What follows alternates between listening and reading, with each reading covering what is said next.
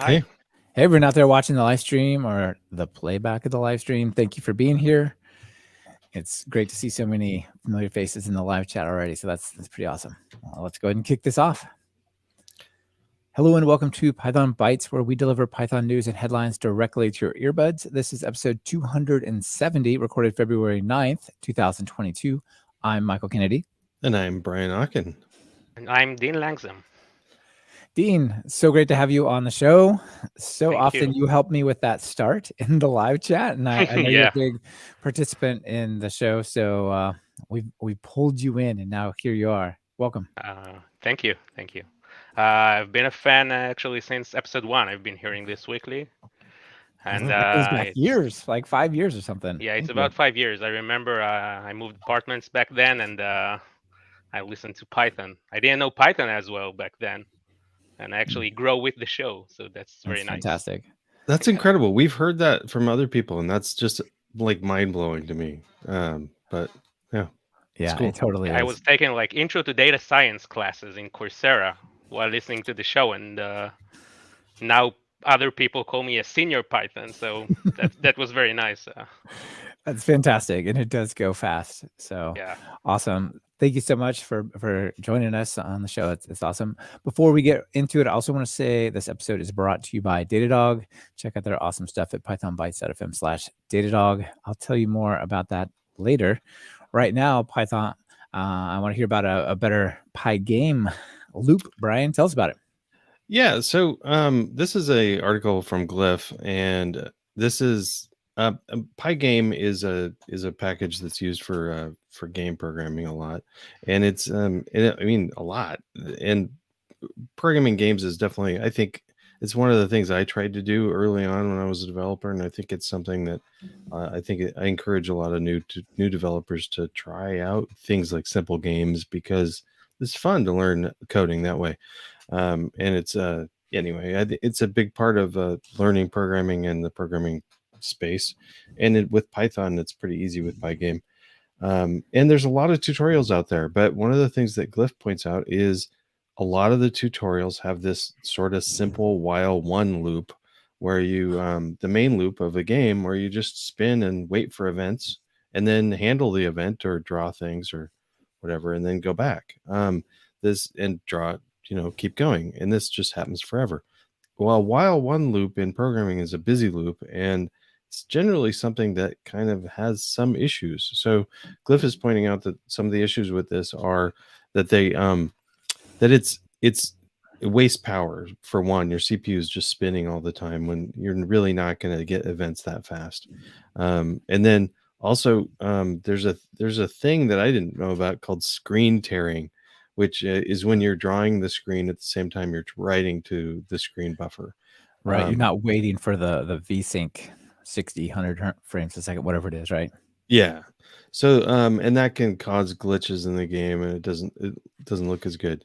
Pygame does allow a VSync option, but apparently there's like some problem with that. So really there's the article walks through both of these problems and the VSync fix, and the problems with that. But the end result really is he's got it's actually interesting discussion about like really what's going on in Pygame. And he talks about like that there's really 3 jobs going on: the drawing and the game logic and the input handling all at once. And so this is a 3 thing. It's probably a good idea to do maybe async stuff so things can work together. And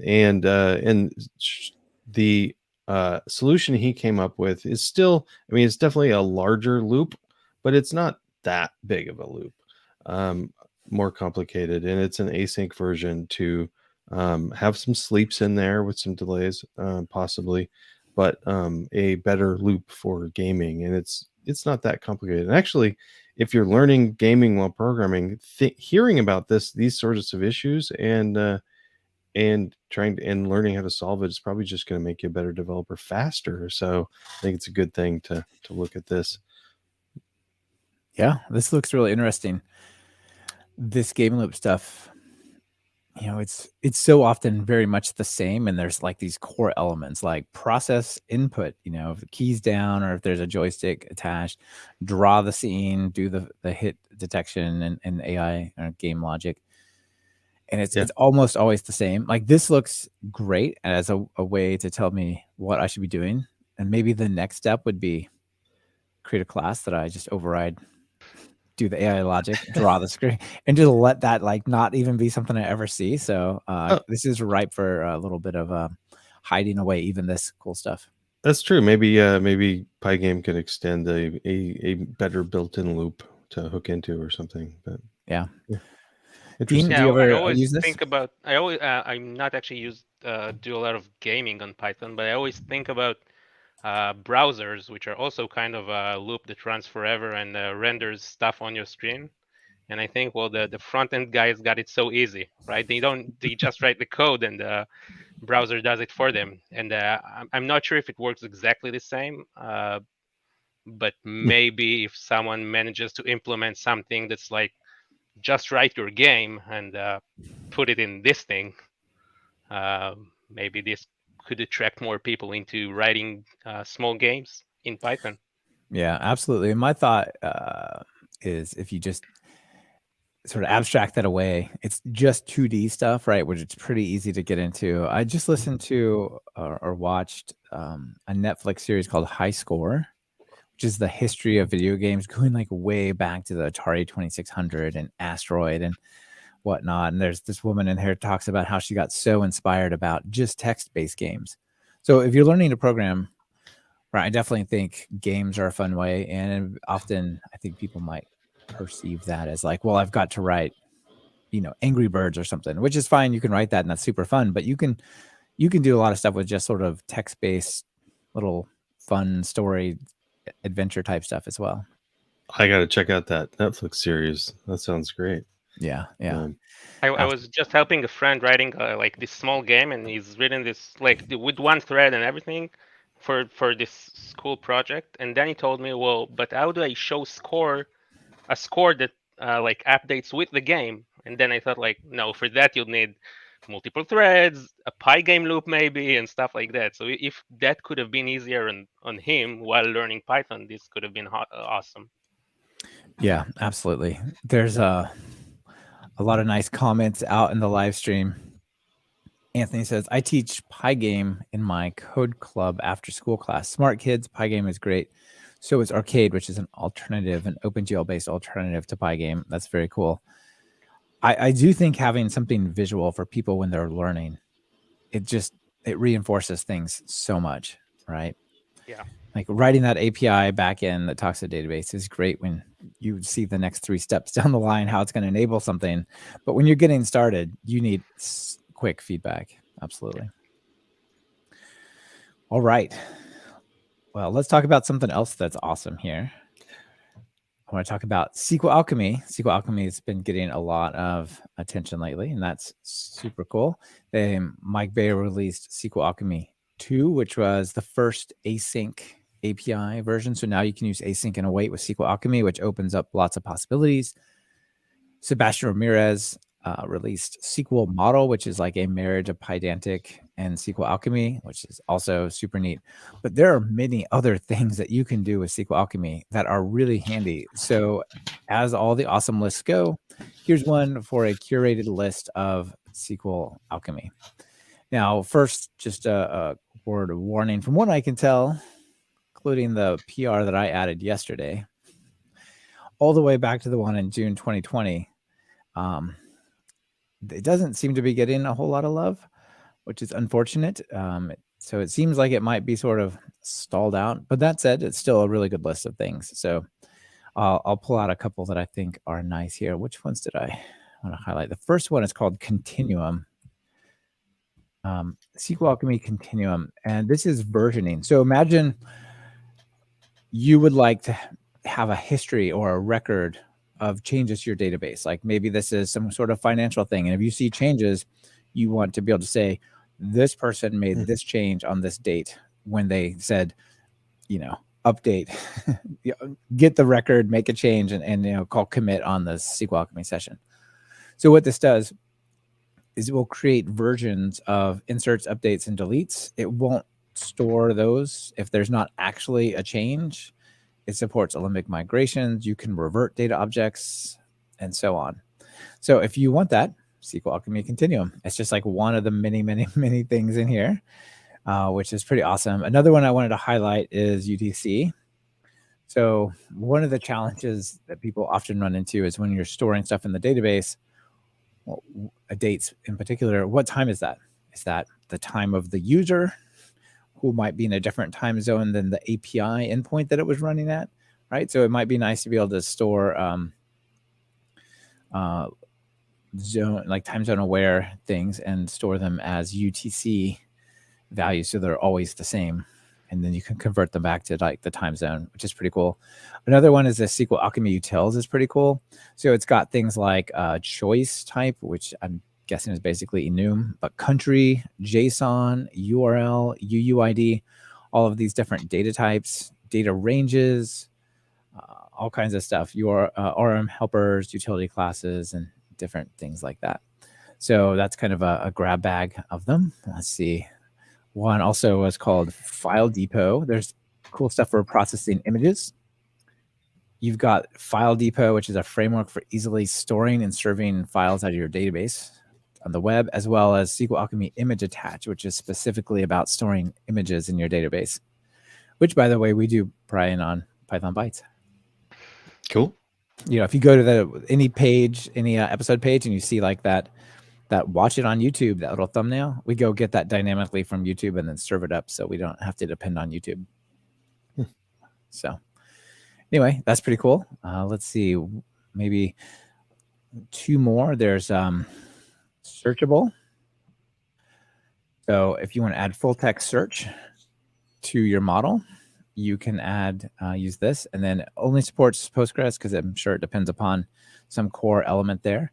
But you can also do another one from MySQL as well, which is pretty cool. And then the last one is schema display, which generates basically graphs of your models and how they relate to each other, stuff like that, which is kind of neat. Nice. What do y'all think? Cool stuff, right? Yeah. Very cool. Yeah. So if you're really bought into sqlalchemy, you owe it to yourself to just flip through this list, to just go like, wait, it can do that? I had no idea that it could do that, right? And just sort of see what are the other things that people built on top of here that I think would be super, super helpful. And by the way, my PR was really to say there's a layer called thin abstractions. And it says, you know, under the thin abstractions, we really should have us some SQL model, because that thing is super popular straight out of the gate, right? So people should check this out. It's already got almost 7,000 stars, and it's what, a month old or something? That's crazy. Yeah. Maybe 6 weeks, but really, really new. Yeah. And, but the author, I mean, so yeah, just saying. I know. Brandon out in the audience says there should be a meta awesome list, like an awesome list of awesome lists. I totally agree. I'm sure there is. There is, I'm sure. And yeah, quite fun. I definitely recommend people check that out. All right, Dean, that brings us to your first item. Tell us about it. Yeah, so at work, I needed to write something that required threading, and I was very afraid of threading at the beginning. Basically, what we needed to do, we have some mechanism. I'm a data scientist, and we need to take many queries at once and get them as pandas data frames and save them to disk, and later take all of them and work with them. And instead of sending them sequentially, I wanted to send a bunch of them together. And the bonus thing I found is that when you release them to a threading, if you don't lock the threads or you don't wait for the threads, you can actually still work with the Jupyter notebook while waiting for the queries. So nice. that was my main reasoning. And eventually, after I've written most of the code, I got this blog post called The ThreadPoolExecutor in Python, the Complete Guide. So this is basically Jason Brownlee. He's also the guy from Machine Learning Mastery, so I'm very familiar with him. it's a very long blog post, so you could kind of read it as an ebook or just access the stuff you need, because it's like, I don't know, a 2 hour read maybe. Uh, and he explains everything from the beginning. He explains like what are Python threads, how to work with them. Then he introduces the ThreadPoolExecutor, which is a more convenient way to use threads. He explains about the life cycle of the, like, what does it do, how to do it then with a context manager and stuff like that. And eventually, what he talks about that other people do not in the when you search for I don't know, threading tutorial, is actually about like the complete life cycle and then the usage patterns. And then he explains about IO bound versus CPU bound and everything. And he finishes off with the common questions. So this is like the link I've saved because I will forget it in a week. But the next time I need to, I just know I can come back to this and like read the common questions part. And yes, there's the questions like, how do you There's a lot stop there. running? Yeah. There is a lot there in this article, isn't there? Yeah, it's a lot. It's a lot. But the thing is, you can come back later and just take the stuff you need. Like I remember, I know I'm working, then I can ask myself, how do you set a chunk size in map? Well, it says there that you don't, because that's for the process pool. But then I have another question, maybe how do you cancel a running test? And he answers that. So I think that's a good thing to have, like, to quickly access when you need to. And he finishes off with like, what's the difference from async IO, from threading.thread, from process.executor. So that is a very helpful guide, very complete. And the entire blog actually explains, like, it's an entire blog dedicated to the threading pool executor and the process pool executor. Mm-hmm. I love that it's covering the thread pool and process pools, because it's easy for things to just completely get out of control. As you throw more work at it, stuff can completely back up. So if you just say, create me a new thread and run that, and then another place, create me more threads, and I got a bunch more. Oh, look, now I have 1,000 items to process. Create 1,000 threads. Yeah. Each thread takes a lot of context switching to switch between, and they take a decent amount of memory and all sorts of stuff, right? So with a thread pool, you can say, queue up the work and run 10 at a time. Same for processes, which sort of sets an upper bound on how much concurrency you can deal with, right? Yeah. Yeah. This is cool. So you talked about solving some problems in Jupyter Notebook using this. What in particular were you trying to do?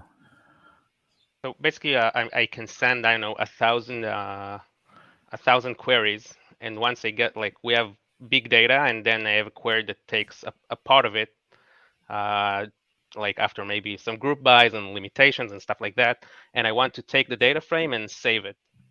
Right. And then once I have the entire data from all the queries, I want to join them, or maybe do some, I don't know, some processing and then join everything.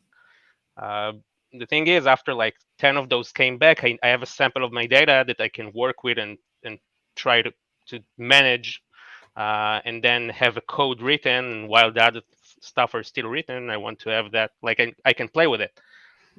So if I release the other things to the threads and they work in the background, the main thread of the Jupyter notebook is open, and you can start working on the same notebook. Before then, I used to, like, open a notebook that's querying stuff, open a notebook that I'm playing with, and like, see that the file paths are the same, so I'm not confused with like some other directory of the other versioning of this data.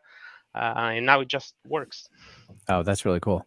And you can also add the thread for I know, with some visualizations of what's finished, what's errored, what's like everything. Fantastic. Yeah, that sounds really good. I'm sure there's a lot of concurrency and parallelism in the data backend. It's just, how do you sort of access that from Python, right? So how do you issue all those commands? Yeah. Excellent. All right. Let's see. Brian, anything you want to add before I talk about Datadog?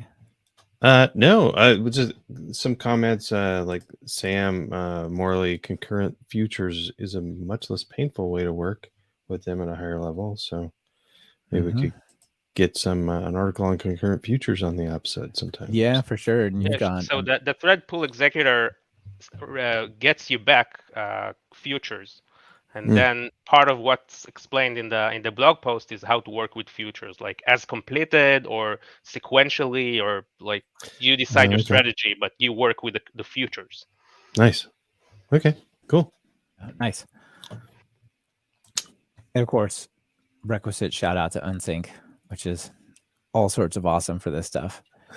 Unifies the API for direct threads, for processes and async IO. But what I want to tell you all about now is Datadog. Datadog is really awesome. You should really have insight into your applications, and that's what Datadog brings you. So Datadog is real-time monitoring that unifies metrics, traces, logs into one tightly integrated platform. Their APM empowers developers to identify anomalies and resolve issues, especially around performance. You can begin collecting stack traces, visualize them as flame graphs, and organizing them into profile types such as CPU bound, IO bound, and so on. And teams can even search specific profiles and correlate them to distributed traces to find things across different parts of your infrastructure and microservices, and identify slow or underperforming code and then make it faster. Plus, you can use their APM live search. You can search across the full stream of all the traces over the last 15 minutes. So try Datadog APM for free with a 14-day trial. And then Datadog will send you one of these very cute doggy t-shirts, which who wouldn't want one of those, right? So visit pythonbytes.fm/Datadog or just click the link in your podcast player show notes to get started. Thanks, Datadog. And Brian, back to you. Back to me. I was I'm gonna apologize whoever tweeted this, but somebody was tweeted this out, a link to this article, and talking about chaining operators. So this is an article by Rodrigo Serrao. Pydon'ts. Yeah. So I don't know what the Pydon'ts are about. Just I don't know. Maybe he started blogging about things you shouldn't do in Python, but anyway, this article is called Chaining Comparison Operators, and I use chaining all the time. Mostly, I use it for simple things like, let me find one. A is less than B equal less than C. So ranges like min, my X value is between min and max. Yeah, that's really nice. Yeah. My hint on that, like just tip for anybody doing that, always do them less than, don't do greater than, because it's hard to do that. Good. Anyway, so keep them like that. But this article is talking about other stuff. So this is pretty easy to think about, like the less than operator. So A is less than B less than C is really the same as A is less than B and B is less than C. It is that combination. That's what chained operators are. And the importance there is it doesn't really work for some operations. And it gets into like the equal operator. So you can do A equals B or equals C, which means they're all equal. Great. What about not equal? Does that work the same way? And it doesn't, because if you've got like A is not equal to B is not equal to C, it doesn't mean they're all different, because A and C still could be the same and have that pass. So this article, if you're working with chained expressions, which I think you should, if you're doing complicated things, I like it better than having a bunch of ands in there, as long as that you can keep it readable.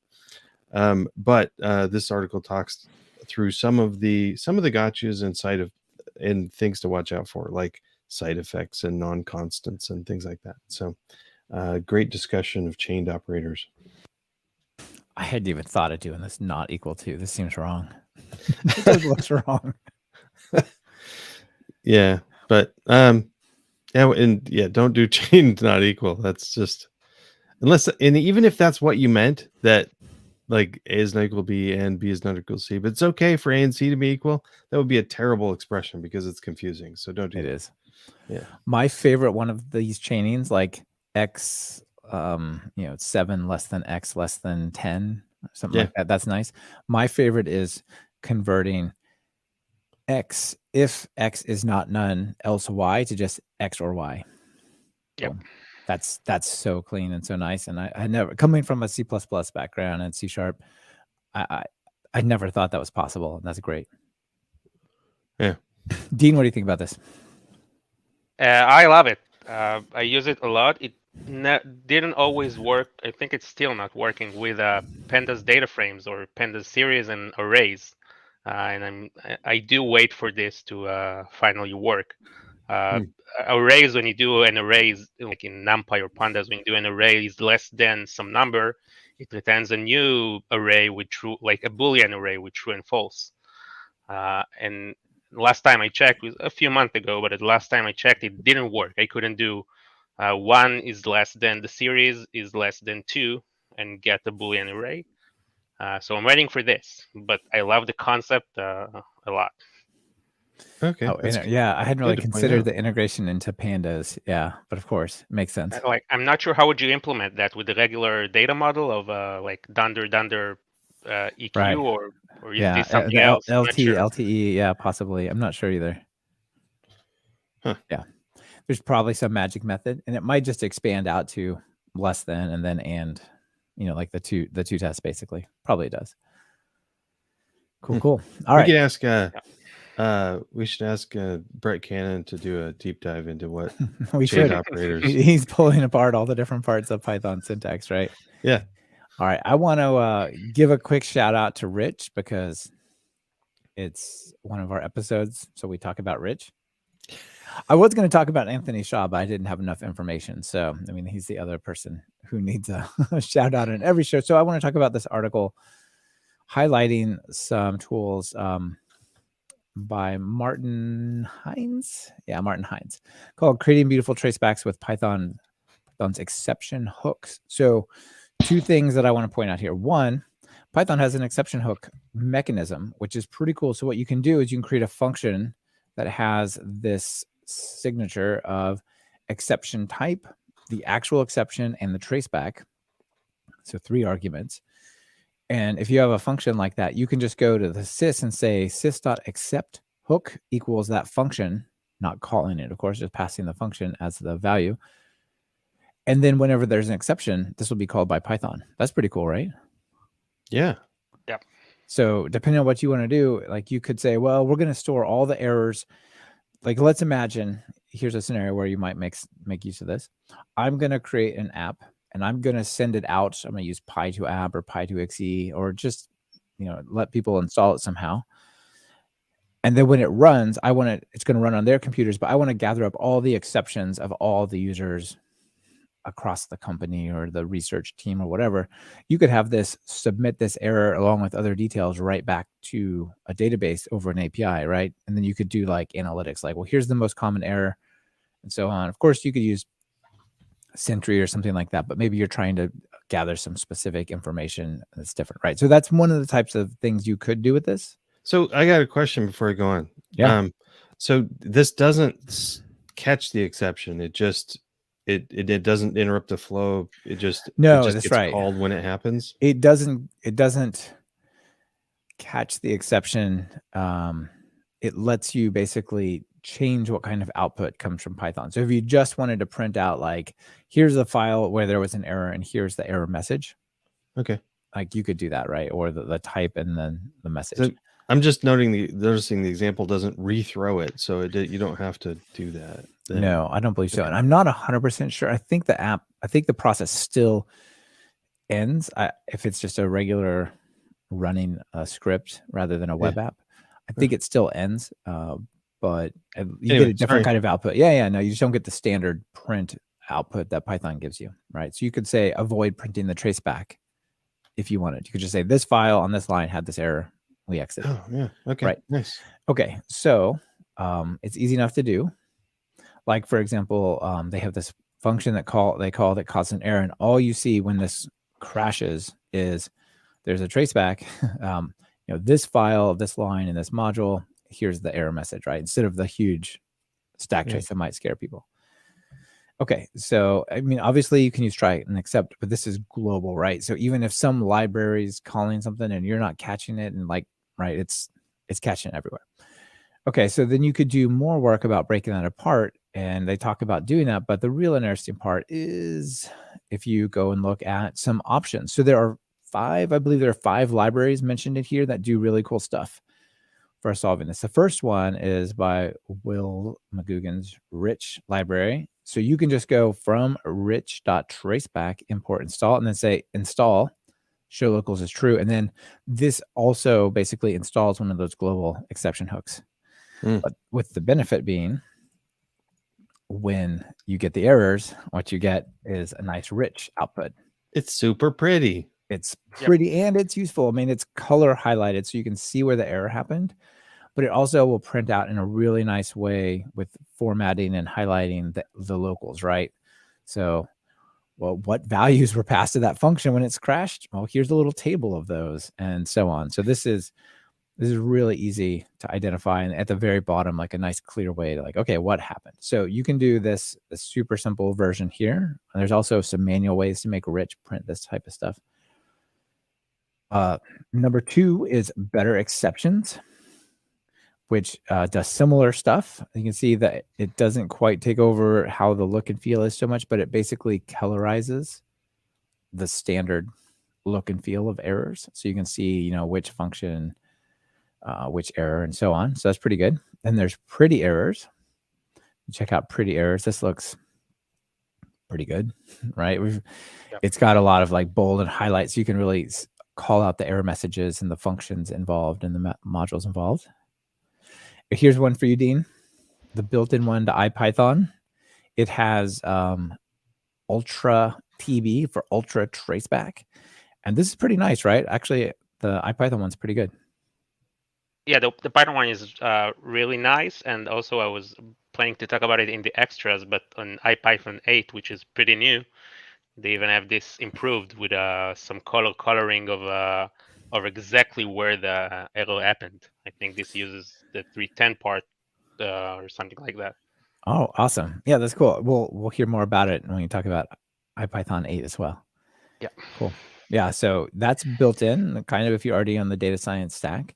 And then finally, Stack Printer, which you can give it a traceback and it will print that out. So you can sort of do like Rich, you can say set exception hook and give it a theme like dark or whatever. And then it does this pretty nice printout as well. So these are all great. I'm personally liking the Rich Tracebacks version best, but this is really nice. Yeah, Connor out there in the audience says, wow, using show locals equals true would have saved me hours and hours of time. And you and me both. Yeah, I feel the pain. I do too. Because a lot of times you're like, I know it crashed and it says none type does not have attribute whatever, but like, why is it none? I need to go back 3 levels, right? Like it's so good. And then you find out you just forgot to return from the function. Yes, exactly. I was just debugging a test failure the other day, and PyTest has the option to throw a local. You can show locals with a crash, or with every failure, and the I forgot that the particular thing I was testing had like variables that were storing 1,000 element arrays. It just like went on for. I believe Rich has a truncate variables where it'll do an ellipsis or something like that. I think. Nice. I mean, yeah, I'm not 100% sure because I've been looking at all 5 of these today. Will's in the chat. We'll have to ask Will's in the chat. Will, give us a shout out, Will. I think truncate is out there, right? I'm not 100% sure. I think of how can I actually so I talk with databases, and sometimes the errors from the databases are like this big Java stack, Java trace, and then you need to like a lot of ups. Sorry, some noise here. Sorry. You need to go a lot up in the browser to actually see the error, and if I could just shut it down and just give me the Python stuff. Yeah, I don't know what setting you set for that, but certainly with this mechanism, you could set it up so that like if the word Java appears, you just stop. You just stop going back. And Will says, yes, that's right. Thank you, Brian, for pulling it up. Yeah, you can truncate it so the printing won't go completely insane because it could be gigabytes. I mean, it could be out of control, right? Yeah, but I mean, even if they have a reasonably large limit, sometimes it's just like, oh, I forgot that huge array was there and it's hard to see stuff. So yeah, absolutely. Yeah. All right, over to you, Dean. Speaking of Uh, testing, Brian was talking about testing stuff and looking at the color and so on. Yeah, so I thought, Brian, this would be up your alley. So it's called Nice. Ways I Use Testing as a Data Scientist. It's by Peter Baumgartner, and I'm a data scientist, but I also love testing. The thing about testing with data science is sometimes it's not that clear what you should test for, right? Because some things we do are stochastic, and then you could not actually test for stuff or stuff like that.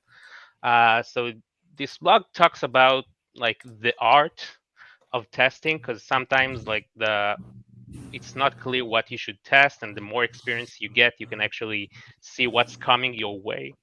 And he talks about like data validation, and he's throwing many packages that could help you, packages like Pandera and Great Expectations, that I think we've talked about before in the podcast, and also uh, like the NumPy has some stuff like is closed checks for two numbers close to each other, or array equal assert data frame equals in pandas data frames. So he talks a lot about that. He also talks about using assert in your code, like even if you had some ad hoc stuff of analysis, use assert within the code. Don't think about the tests later.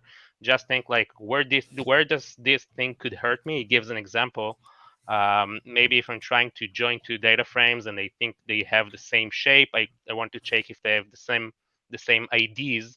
So that way I know that the join works correctly. So he asserts that the len of the IDs is the same within the two data frames. And this is not even like real testing, we would say. It doesn't use some testing framework. It just says like write it within your code. It then continues to like hypothesis, which basically bombards the functions with a lot of ways to actually try to fail it. It continues with some other packages, and he eventually goes into a PyTest and shows like how it would work with PyTest and with like an approach that I haven't heard of, but it sounds good. Arrange, act, assert. Like arrange the data, then act on the thing you want to check, and then just assert if they are equal or almost equal, and the thing you wanted to check for. Yeah, it's such a easy mistake to make. Like this number equal that number, and it's. Yep. But when you're doing science or data science, I'm glad he talks about structure, because a lot of people that get into testing get these giant tests that do a little work, test something, do a little more work, test something, and then if it breaks, you're not sure where the failure is. So this sounds fascinating, and actually, I'm not sure how I missed it, but I really want a way to compare an array for almost equal. So I'm gonna have to go read that and find more information. NumPy and Pandas both have mechanisms for that. It's pretty great. Nice, cool. Yeah, very nice. I know this will be helpful to people. It's really, I always wonder about testing data science stuff and machine learning things and so on, where you get small perturbations, but they're fine, right? It's off by 1/1,000,000th of some unit, but like that's totally good. Those are equal, but it takes, I think, an extra level of thinking about it, right? So much people focus on, well, how do you get rid of your dependencies, and how do you make sure that you don't talk to the real database when you do this? So it's right, and that's one aspect that people focus on. But this working with like sciencey type stuff is its own specialty. Yeah, I think the entire community is it's a fairly new community, although it's not as new as it was. And I'm not sure like we're on top of how to do tests in machine learning. Like we have many packages for that. We have many theories for that, but I'm not sure like that we have like actually one solid good way, and maybe we shouldn't have, but it's a debate. Yeah, for sure. Same with the rest of the software world. So welcome. Yeah, and Sam out in the live stream says NumPy has an assert array almost equal in NumPy.testing. Nice. I just learned there's a NumPy.testing. That's cool. Yeah. Awesome. Awesome. All right, Dean, while you have your screen up, do you have any extras you want to talk about? I know IPython 8 was a thing. Yeah, so IPython 8 was released like last month after 3 years of waiting for a major version. It has a lot of new features, but this is the extra part, so we won't go over them. Just 2.5 things I wanted to mention. It says that it's a less code, and I love that. Like once you get better in a programming language, you understand that you shouldn't write more code, you should delete code, and that's what those guys do. And the way they could have done that is by hiring a person through the non-focus small development grants. And I think this is important. It's actually been talked a lot about after the log4j stuff. It's been talked about like, well, those are 3 guys who worked tirelessly. They have their full-time jobs, and they couldn't fix the log4j stuff maybe as quickly as some other people wanted. But then you realize that they got donations of like a few $100s within 10 years, and then after the log4j, suddenly they got thousands. So this, I think it shows you how the money could help open source stuff, and maybe if you use some package in a company, in some corporate, maybe try and think how you can give back money, or even if you give back code, if you free up your developers to actually contribute. This is awesome. And the half thing just mentioned, because it talks about the tracebacks, it shows that you can now see it's like colored. You can see on the screen. It's called the part where actually the arrow was. It's colored now, so Oh, that's it's nice. very nice to see. Like the example shows you, you add you had the function 3 times, but only it fails on just one input of them. So it shows you which of the 3 times the function failed. Right. You call it the same thing, like foo of 0 plus foo of 1 plus foo of 2, and it's the middle one that failed, not just line 7, but the second invocation with the value 1 where it failed, which that's awesome. Yeah, exactly. And what? Sorry. I was going to say the same thing for indexing into, what is that, a data frame or something like that. Like you're chaining it together like bracket 0, bracket 1, bracket 0. It's the second one. Trying to get to the 1 of 0. That was the one that failed there. Those are hard to come back and find.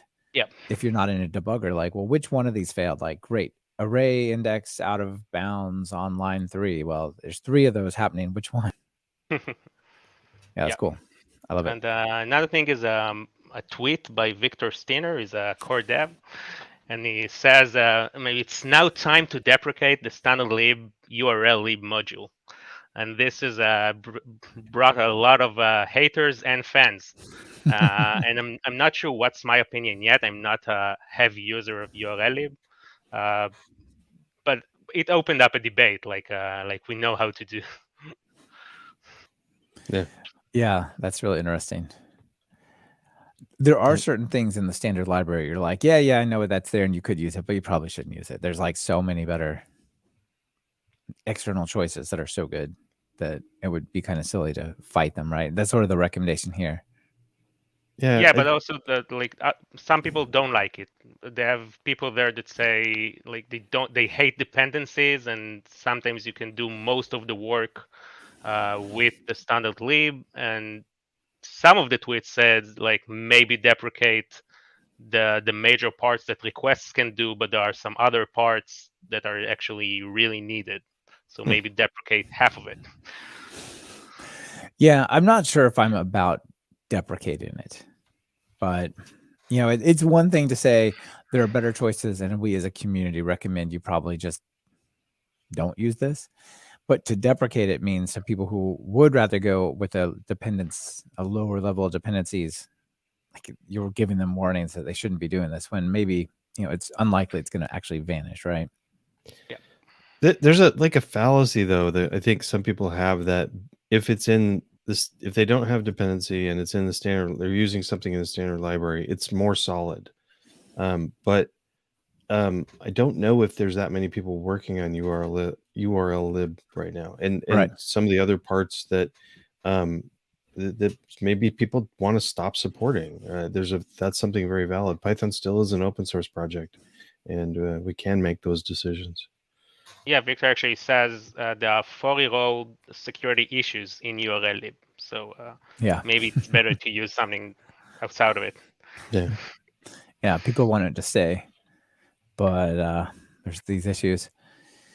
Yeah. I wonder if there's a way to go, well, let's look at some of the libraries that are out there, try to bring them in and just use their core to replicate that functionality. Not to say, like you could, let's just pick on requests, like bring requests in, like vendor a little bit of it in so it does what URL lib does.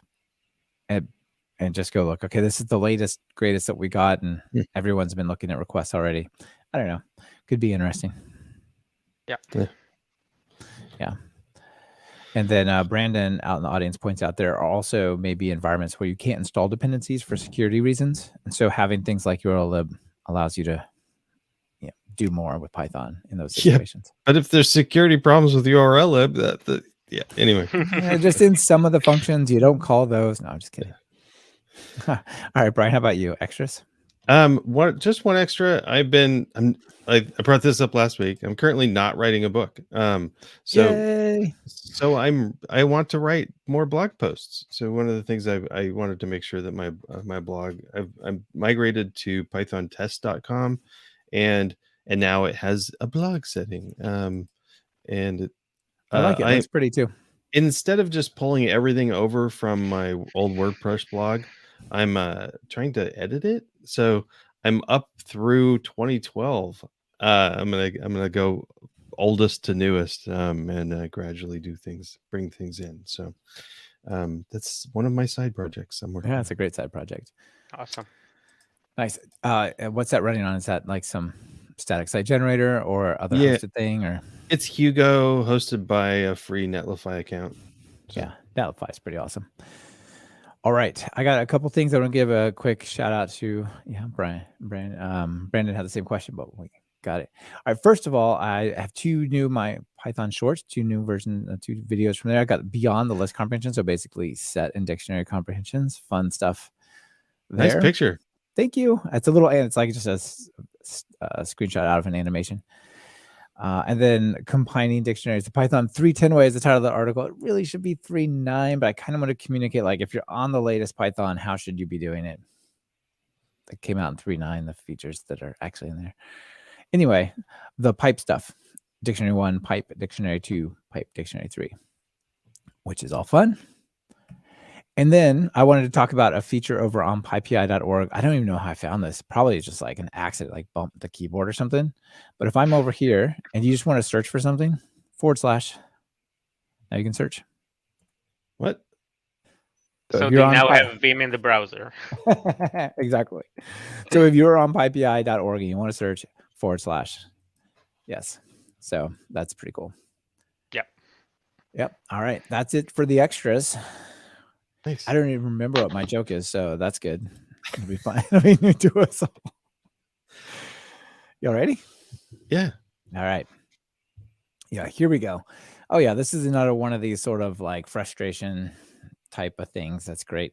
This comes from the Programming Humor Twitter account, twitter.com/programminghumor, which is, there's a lot of good stuff in there. Some that I really liked. I didn't want to necessarily put on the show, but this one is developers really frustrated that they're sucking in on their lips, they're pulling on their cheeks, they're going, oh, I hate this job, I hate my life, why is this happening to me?